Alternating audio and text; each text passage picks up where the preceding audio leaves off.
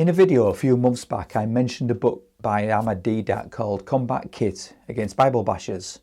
I did a video on one aspect of that book, but I mentioned at the time that I was going to do a critique of the whole book.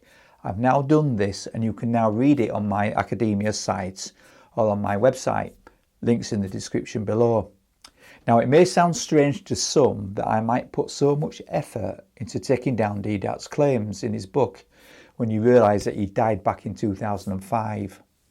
But the reason I have is because we still see the same arguments being used today. Not all of them from this book, and some new ones have been introduced as well, but there are certainly common themes and certainly common tactics used. One thing that I say in my booklet that should definitely be taken on board by all of us is it is important to go and read any Bible verse that he quotes and read the context around it.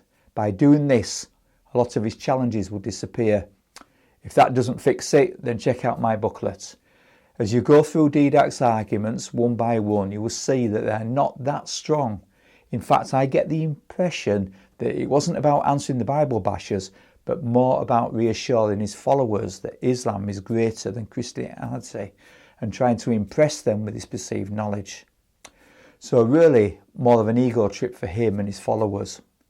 There's certainly nothing in Deedat's book for Christians to be afraid of. So I hope my booklet is helpful for Christians and Muslims alike, and I look forward to your comments. Now, there is a bigger lesson to learn here than just sending Deedat packing with his twisted tales. Deedat is not the only person to attack the Bible. In fact, him and all his modern day Dawah guys are not even that good when you compare them to Bible skeptics, for example. These Bible skeptics are genuinely academically trained and analyse the Bible down to the finest detail in their mission from their Lord to destroy trust in God's word. In fact, if I had to debate anybody, bearing in mind that I'm not gifted in such things, there's not a Muslim Dawahist, yes, I know that's not the proper name, but I like it, that I would be afraid of debating with, not one.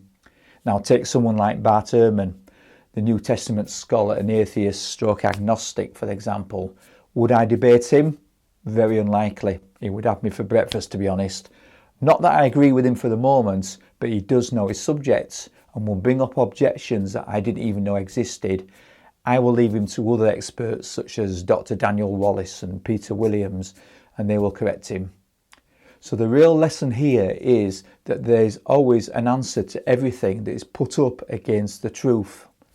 It may take some digging to get to it, but the truth is always there if you search.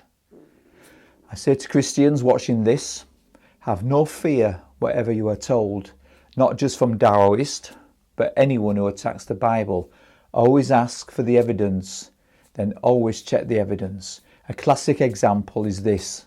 Ask any man on the street and they will tell you that they believe that evolution is a scientific fact. Now, most men on the street don't even know much about evolution, but if you find a better informed evolutionist, ask him what is the evidence. 9 out of 10 times he will point to natural selection. Problem they have is that no one is denying that natural selection exists. It will explain how you can get a poodle from a wolf, for example, but it does not tell you where the first cell came from and how it got to be a man or the horse or the shark or whatever. Trouble with natural selection is that it can only lead to downward changes in DNA. For example, you cannot get back to a wolf from a poodle. Too much information has been lost. So to finish, always ask, always challenge, and then you won't get deceived for long. Thank you for listening, and I hope you enjoy my booklet.